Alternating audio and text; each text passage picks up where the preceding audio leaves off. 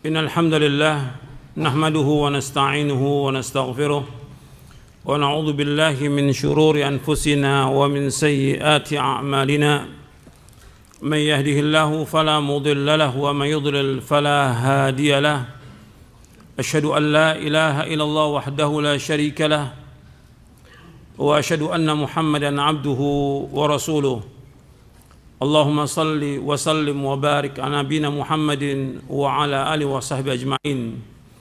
Ayolah ikhwah, azakumullah. Dalam bahasa Arab yang dikatakan al-barakah, aslul barakah ats-thubutu wal luzum. Asal makna barakah ats-thubut wal luzum. Juga dimutlakan atas barakah itu wa tutlaqu aidan 'ala an-nama wa ziyadah. Di dalam Mu'jam Maqayis Lughat disebutkan al-barakah min az-ziyadah wan nama. Jadi kalau kita simpulkan tentang barakah itu thubutul khairi wa luzumuhu wa ziyadatuhu. Thubutul khairi wa luzumuhu wa ziyadatuhu. Tetapnya kebaikan dan bertambahnya dan berkembangnya kebaikan. Dan terkadang juga disebutkan tentang barakah itu dimaknakan dengan as-sa'adah, kebahagiaan. Seperti Allah firmankan dalam surah Hud ayat 73, rahmatullahi wa barakatuhu alaikum ahlal bait. Rahmat Allah dan barakah-barakahnya atas kalian wahai ahlul bait. Al-barakat dijelaskan dengan makna as-sa'adah. Dalam kitab Ma'anil Qur'an al-Farra. Al-Quran, kitabullah, dikatakan mengandung berkah apabila dibaca, difahami, dan diamalkan. Jadi Al-Quran kitab yang barokah. Allah SWT berfirman dalam surah Al-An'am di ayat 155, wa hadza kitabun anzalna mubarakun fattabi'uhu wattaqu la'allakum turhamun. Ini tambahan untuk cetakan yang terbaru ini. Ada tambahannya ayat, ada dua ayat saya bawakan di sini. Surah Al-An'am ayat 155. Wa hadza kitabun anzalna mubarakun fattabi'u wattaqu la'allakum turhamun. Al-Qur'an adalah kitab yang kami turunkan dan diberkahi, maka ikutilah dan bertakwalah agar kalian dirahmati. Surah Al-An'am ayat 155. Allah juga berfirman dalam surah Sad surah 38 ayat 29. Kitabun anzalnahu ilaika mubarakun liyadabbaru ayatihi wa litadzakkara ulul albab. Al-Qur'an adalah kitab yang kami turunkan kepadamu Muhammad yang penuh berkah supaya mereka menghayati ayat-ayatnya dan orang-orang berakal sehat mendapatkan pelajaran. Jadi Al-Qur'an kitab yang diberkahi oleh Allah Subhanahu wa taala. Ada beberapa ayat yang Allah sebutkan dalam Al-Qur'an tentang keberkahan Al-Qur'an. Allah sebutkan juga di surah Al-An'am ayat 92, wa hadza kitabun anzalnahu mubarakun musaddiqul ladzi baina yadayhi wa litunzira ummal qura wa man haulaha walladzina yu'minuna bil akhirati yu'minuna bihi wa hum 'ala salatihim yuhafizun. Ini kitab Al-Qur'an yang kami turunkan yang diberkahi, membenarkan apa yang ada di hadapannya untuk mengancam, yaitu Ummul Qura, induknya kota, pusatnya kota, yaitu Mekah. Dari semua kota dunia itu pusatnya di Mekah. Wa man haula, dan sekitarnya yang ada seluruh dunia ini. Dan orang-orang yang beriman kepada akhirat, mereka beriman kepadanya dan mereka menjaga salat mereka. Allah juga sebutkan dalam surah Al-Anbiya di ayat 50, wa hadza dzikrum mubarakun anzalna apa antum lahu munkirun.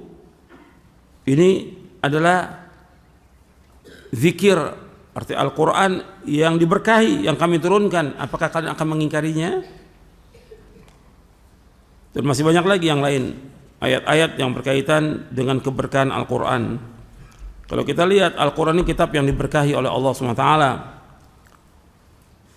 Berkah ketika kita membacanya, berkah ketika kita mendengarnya, berkah ketika kita mempelajarinya, berkah ketika kita mengajarkannya, berkah ketika kita mengamalkannya, dan berkah juga ketika kita gunakan dia sebagai obat yang terdapat dalam dada, dan berkah juga ketika kita menjadikan Al-Quran sebagai hakim, sebagai sumber hukum. Itu barokah. Jadi banyak keberkahan daripada Al-Quran ini. Allah menyebutkan Al-Quran itu wa hadza kitabun anzalna mubarakun fattabi'uhu wattaqu la'allakum turhamun.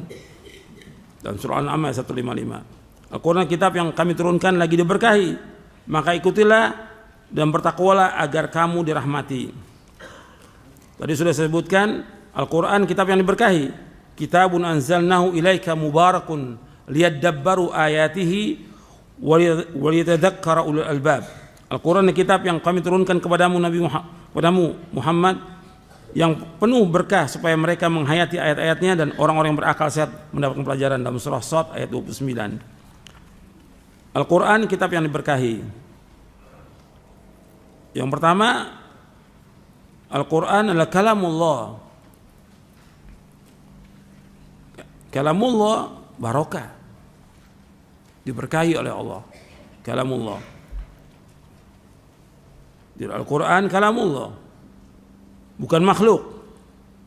Dari Allah datang dan akan kembali kepada Allah. Al-Quran adalah kitab yang diberkahi. Diberkahi tadi saya sebutkan dalam membacanya. Membaca Al-Quran diberkahi. Karena apa? Ganjarannya dilipat gandakan, beda dengan kita baca yang lain. Karena Nabi menyebutkan man qara'a harfan min kitabillah falahu bihi hasanah wal hasanatu bi asyri amsalihha la aqulu alif lam harf walakin alifun harfun wa lamun harfun wa mimun harfun. Kata Nabi SAW, man qara'a harfan min kitabillah falahu bihi hasanah. Barang siapa yang membaca satu huruf dari Al-Quran akan mendapat satu kebaikan. Wal hasanah bi asyri amsalihha, sedangkan satu kebaikan akan dilipatkan 10 kali lipat. La aqul, aku enggak mengatakan alif itu harf. Walakin alifun harfun, aku enggak mengatakan alif lam mim harf. Itu 3 huruf. Alif lam mim. Aku tidak mengatakan huruf, tapi alif 1 huruf. Lam 1 huruf, mim 1 huruf. Kalau alif lam mim berarti 3 huruf. Kalau 3 huruf, 1 huruf berapa ganjaran? 10. Kalau 3 huruf 30 ganjaran. Itu baru alif lam mim. Kalau antum baca 2 ayat, 3 ayat, 10 ayat, 1 juz, berapa itu ganjarannya? Hadis ini sahih, diriwayatkan oleh Imam At-Tirmidzi dari sahabat Ibnu Mas'ud radhiyallahu anhu. Jadi orang yang baca Al-Quran itu mendapatkan ganjaran yang besar. Kemudian keberkahan yang lain lagi, keberkahan dalam mendengarkan. Orang mendengarkan Al-Quran barokah. Maka disuruh untuk mendengarkan. Wa idza quri'al Qur'anu fastami'u lahu wa ansitu la'allakum turhamun. Apabila dibacakan Al-Quran, kamu dengarkan dan diam agar kamu mendapatkan rahmat, mendapatkan barokah dan juga rahmat dari Allah. Dalam surah Al-A'raf ayat 204. Jadi Al-Quran kitab yang diberkahi dalam membacanya, yang kedua mendengarnya, yang ketiga ketika kita mengajarnya, belajar dan mengajarkannya. Karena Nabi menyebutkan orang yang paling baik, kata Rasulullah siapa? Khairukum man ta'allama al-Qur'ana wa 'allamahu. Ini hadis sahih diriwayatkan oleh Imam Bukhari dari sahabat Utsman bin Affan radhiyallahu an. Khairukum man ta'allama al-Qur'an wa 'allamahu. Sebaik-baik kalian adalah orang yang belajar Al-Qur'an dan mengajarkannya. Maka baik orang yang belajar Al-Quran dan baik juga orang yang mengajarkan Al-Quran. Tapi tetap dia harus belajarnya karena Allah dan dia mengajarkannya karena Allah semuanya. Bahwa nanti ketika orang dia belajarnya supaya jadi terkenal, jadi riya dia. atau dia mengajarkannya untuk mendapatkan dunia. Ini termasuk juga yang dilarang oleh Nabi. Banyak hadisnya tentang masalah ini. Makanya ketika para ulama membahas tentang hajrul Quran, meninggalkan Al-Quran, sebab Nabi mengeluh kepada Allah. Wa qala ar-rasulu ya rabbi inna qaumi ittakhadhu hadzal qur'ana mahjura. Dalam surah Al-Furqan, Rasul mengeluh kepada Allah, ya rabbi, wahai Rabbku, inna qaumi ittakhadhu hadzal qur'ana mahjura. Sungguhnya kaumku menjadikan Al-Quran sebagai barang yang tidak dipedulikan. Sebagai barang yang tidak dipedulikan. Al-Quran tidak dipedulikan. Dia tidak beriman kepada Al-Quran. Atau dia ada Al-Quran tapi dia nggak baca Al-Quran. Atau di Al-Quran dia tidak berusaha untuk memahaminya. Dia tidak mau belajar. Dia tidak mengajarkannya. Dia tidak mengamalkannya. Ini termasuk bentuk-bentuk hajar Quran. Termasuk juga orang yang mengajarkan Quran untuk mencari dunia. Termasuk hajrul Quran. Ada kitab yang bagus tentang masalah ini. Hajrul Quran, ahkamuhu wa anwa'uhu. Yang ditulis oleh Syekh Ahmad bin Muhammad Ad-Dawsari. Itu bagus. Tebal bukunya, 1 jilid, tentang apa yang dimaksud dengan hajrul Quran. Dan Imam Ibnu Qayyim sudah membahas tentang hajrul Quran dalam beberapa kitabnya. Jadi perhatikan tuh, kita harus belajar Quran. Dan gak lama belajar Quran. Orang bisa baca, memahami, baca dia setiap hari. Minimal dia baca 1 juz. Dia harus baca minimal 1 juz. Saya sudah sampaikan pada pekan yang lalu. Seorang muslim itu harus baca Al-Quran minimal sehari 1 juz. Kalau bisa 2 juz, kalau bisa 3 juz. Yang menyuruh untuk baca 1 juz siapa? Rasulullah SAW. Iqra'il Quran fi syahrin. Baca Al-Quran 1 bulan. Artinya khatamkan Quran selama 1 bulan. Iqra'u fi 20 laylah. Bacalah Quran selama 20 hari. Hatamkan. Berarti 1 hari 1,5 juz. Iqra'u fi 15. Baca 15 hari. Berarti sehari 2 juz. Iqra'u fi 20. Bacalah 10 hari. Hatamkan 10 hari. Berarti sehari 3 juz. Iqra'u fi 7 wala tazid ala dzalik. Bacalah sepekan, jangan lebih daripada itu. Artinya setiap hari 4 juz. Yang menyuruh siapa? Rasulullah. Orang yang paling kita cintai dari semua manusia di muka bumi ini. Kalau kita mencintai Rasulullah, ikuti perintahnya. Kita wajib ittiba kepada beliau. Para sahabat tiap hari baca Al-Quran. Dia tiap hari itu antum baca Al-Quran, dengarkan Al-Quran, belajar Quran, mengajarkan Quran. Kemudian juga barokah dalam mengamalkannya.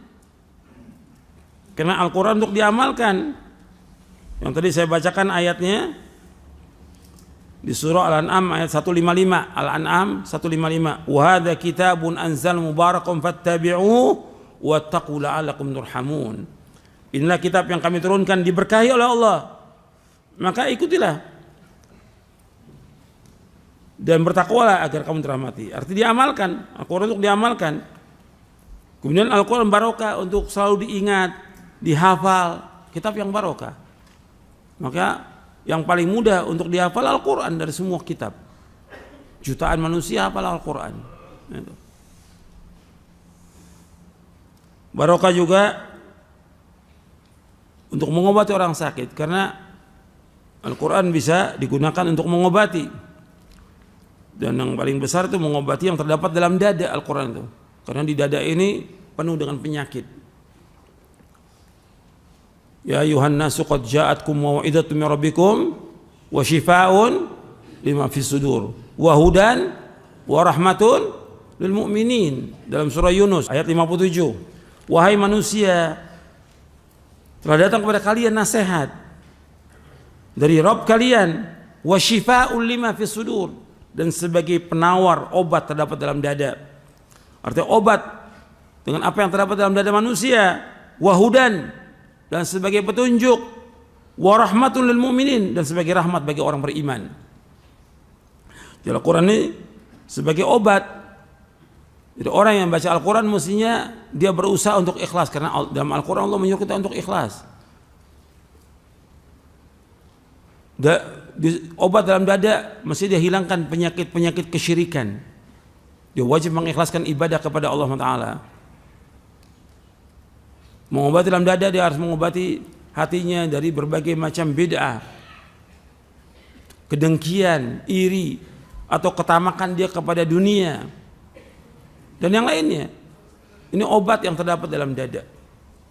Makanya orang yang membaca Al-Quran, hatinya dia akan tenang, hatinya dia akan lembut, hatinya dia akan takut kepada Allah Subhanahu wa taala. Dalam Al-Quran Allah menyebutkan, Allah mengancam dengan Al-Quran ini agar manusia takut kepada Allah.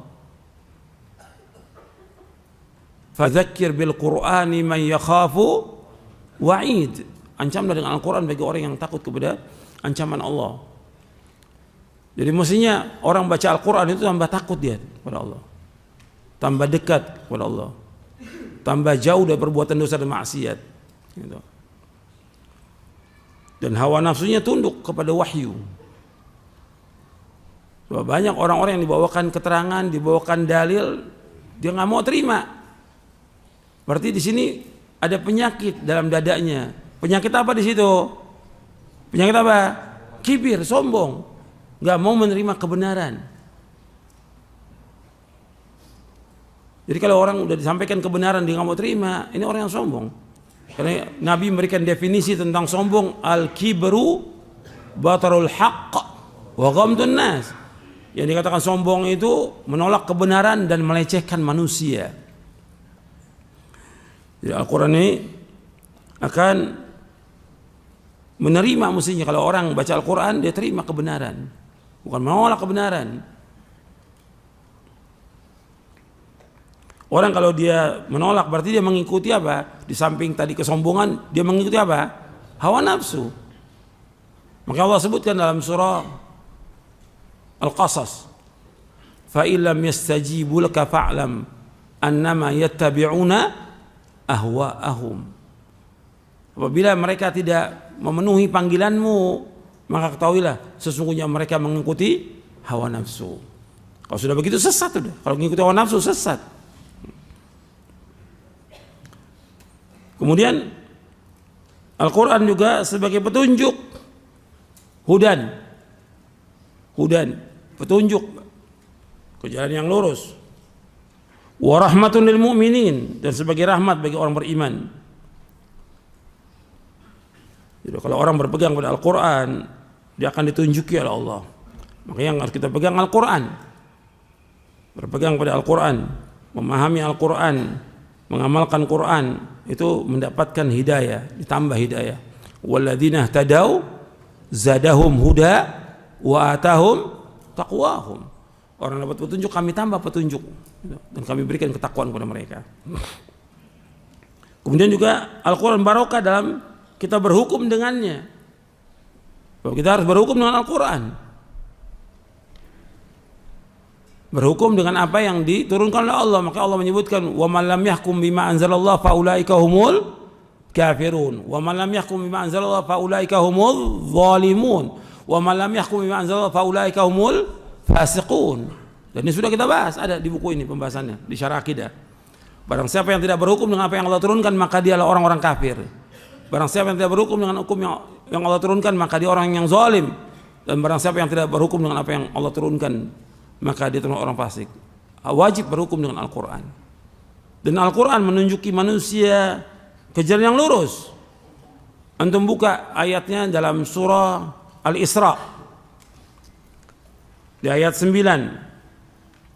Inna hadzal Qur'ana yahdi lillati hiya aqwam wa yubashshirul mu'minina alladhina ya'maluna as-salihati anna lahum ajran kabira.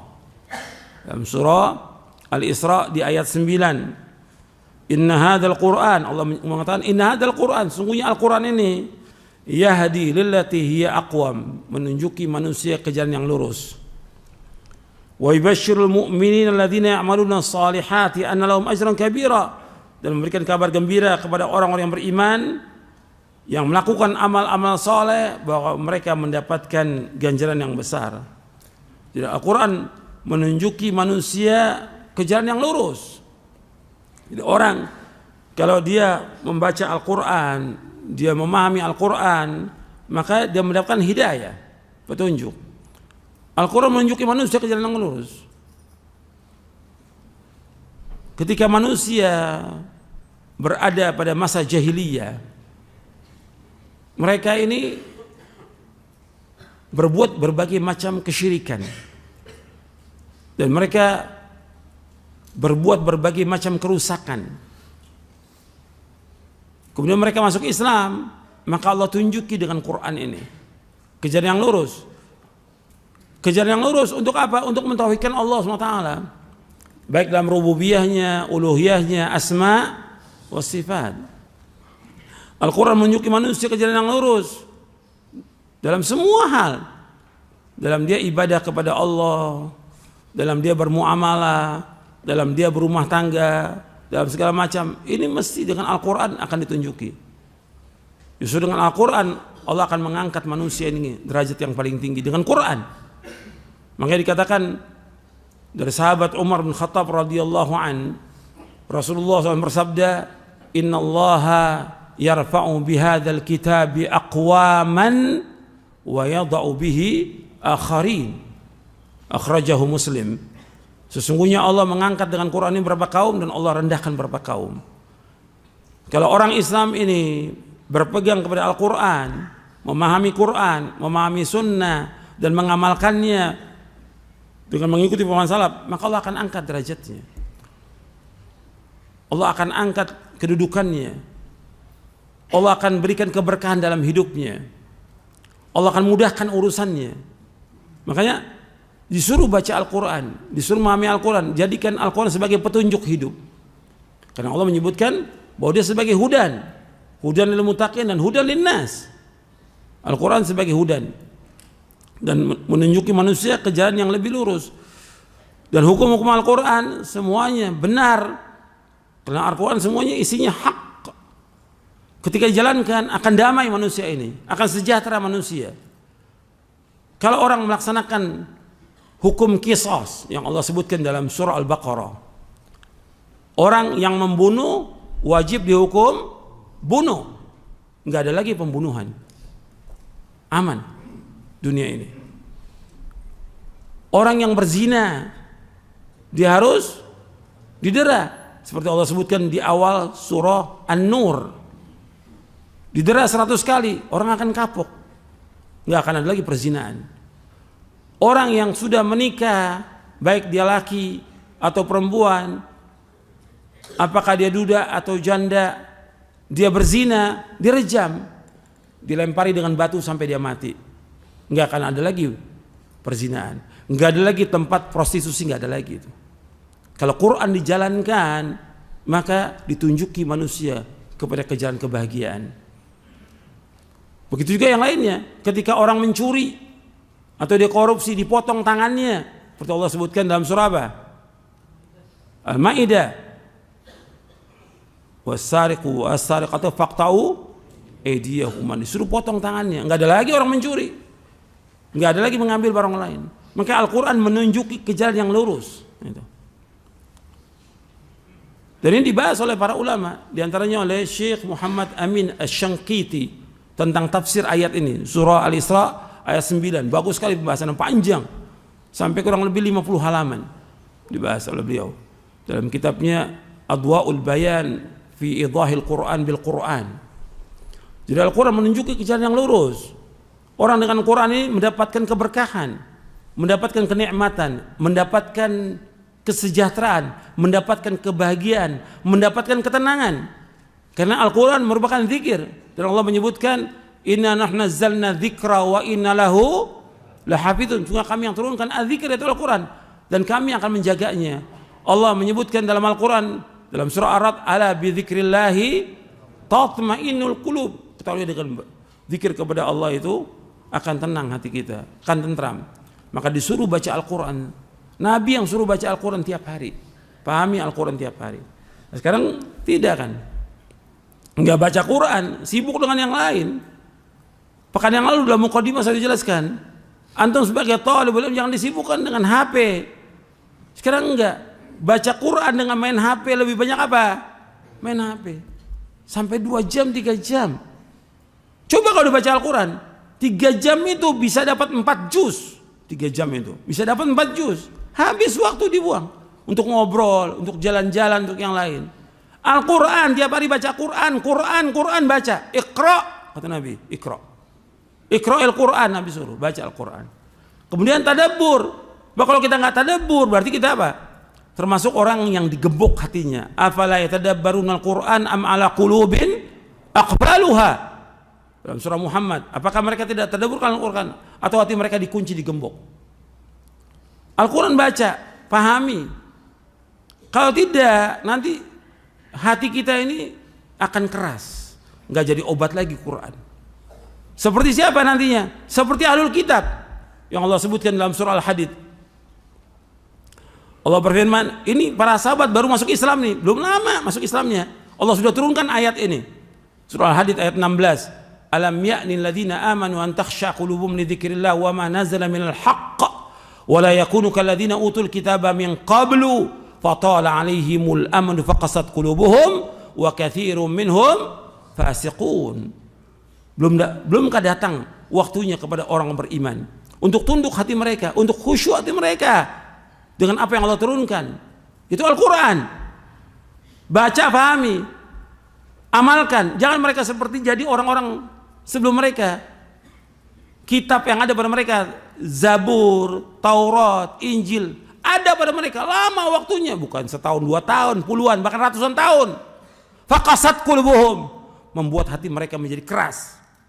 Wa katsirun minhum fasiqun, dan kebanyakan mereka lah orang-orang fasik. Al-Quran ini di kalangan kaum muslimin bukan setahun 2 tahun, tapi mereka nggak baca, mereka nggak pahami, mereka nggak amalkan, sehingga membuat apa? Hati mereka keras. Makanya mestinya orang beriman tuh hatinya tambah tunduk, tambah takut kepada Allah. Allah menyebutkan alam ya'ni alladzina amanu an takhsha'a qulubuhum li dzikrillah. Mestinya tambah tunduk hati kita, tambah takut kepada Allah. Dengan Quran ini Allah akan angkat derajat kita. Dengan Quran diberikan keberkahan. Dengan Quran Allah tunjuki kita banyak manfaatnya. Al-Quran merupakan petunjuk. Al-Quran merupakan furqan, pembeda antara kebenaran dengan kebatilan, antara tauhid dengan syirik, antara sunnah dengan bid'ah, pembeda. Al-Quran merupakan nur, cahaya. Orang membacanya akan diberikan cahaya oleh Allah Ta'ala. Antum baca setiap hari, antum sebagai talibul ilm, dan antum sebagai kaum muslimin tiap hari baca Al-Quran. Berkah dengan baca Al-Quran. Rumah kita ini kalau dibacakan Al-Quran ada keberkahan. Setan akan lari dari rumah yang dibacakan Al-Quran. Kata Nabi, la taj'alu buyutakum maqabira inna syaitana yanfiru minal baiti alladhi tuqra'u fihi suratul Baqarah. Akhrajahu Muslim. Kata Nabi SAW, jangan kalian jadikan rumah kalian seperti kuburan. Sesungguhnya setan lari dari rumah yang dibacakan surah Al-Baqarah. Tiap hari baca Al-Quran. Antum baca, istri antum baca, anak antum baca. Minimal berapa juz? 1 juz. Kalau bisa 2 juz. Tiap hari tuh. Gitu. Antum tinggalkan HP antum. Sekarang enggak. Katanya udah ngaji. Malah udah ngaji nonton yang enggak benar, yang maksiat, yang haram. Ada yang nonton sinetron. Enggak bapak-bapaknya, enggak ibu-ibunya sama. Antum gimana? Katanya antum udah ngaji, mesti antum berubah dong kepada yang lebih baik. Tinggalkan yang semua itu. Baca Quran, baca hadis, baca buku-buku yang bermanfaat. Supaya tambah. Kan doanya kita setiap hari, Allahumma inni as'aluka ilman nafi'a wa rizqan thayyiban wa amalan mutaqabbala. Ya Allah, aku mohon kepada Engkau ilmu yang bermanfaat, rezeki yang halal dan amal yang diterima. Minta ilmu yang bermanfaat. Gimana akan dapat ilmu yang bermanfaat? Antum melihat yang sia-sia, bahkan yang maksiat. Ini perhatikan, waktu kita jaga itu. Dan banyak yang doa untuk agar kita diberikan ketenangan hati dengan Al-Quran. Ada doa di buku doa wirid yang kita dianjurkan untuk berdoa supaya kita diberikan ketenangan dan kita terus baca Al-Quran tiap hari itu. Allahumma inni abduka wa ibnu abdika wa ibnu amatik nasiyati biyadik madin fiyya hukmuk adlun fiyya qada'uk as'aluka bikulli ismin huwa lak sammaita bi nafsak aw anzaltahu fi kitabik aw 'allamtahu ahadan min khalqik aw ista'tharta bihi fi 'ilmi al-ghaib 'indak an taj'al qur'ana rabi'a qalbi wa nura sadri wa jala'a huzni wa dhahaba hammi. Artinya Allahumma inni abduka wa ibnu abdika wa ibnu amatik. Ya Allah, sesungguhnya aku adalah hambamu, anak hambamu yang perempuan. Nasiyati biyadik, ubun-ubunku berada di tanganmu. Madin fiyya hukmuk, hukummu berlaku terhadap diriku. Adlun fiyya qada'uk, dan ketetapanmu adil pada diriku. As'aluka bikulli ismin huwa lak, aku mohon kepadamu dengan segala nama yang menjadi milikmu. Samaita bi nafsak, yang kau namakan dirimu dengannya. Aw anzaltahu fi kitabik, atau yang kau turunkan dalam kitabmu. Aw 'allamtahu ahadan min khalqik, atau yang kau ajarkan kepada seorang dari makhlukmu. Aw ista'tharta bihi fi 'ilmil ghaib 'indak, atau yang kau rahasiakan dalam ilmu gaib yang berada di sisimu. Antaj'al qur'ana rabi'a qalbi wa nura sadri wa jala huzni wa dhahaba hammi. Maka aku mohon dengan itu agar engkau jadikan Al-Quran sebagai penyejuk hatiku, cahaya untuk dadaku, pelipur kesedihanku, dan penghilang kesusahanku.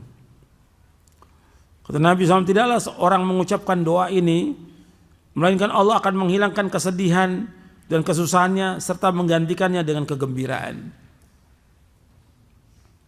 Hadis ini sahih, diriwayatkan Imam Ahmad, Ibnu Hibban, Al-Hakim, Abdurrahman dalam Mu'jamul Kabir dari Abdullah bin Mas'ud radhiyallahu an.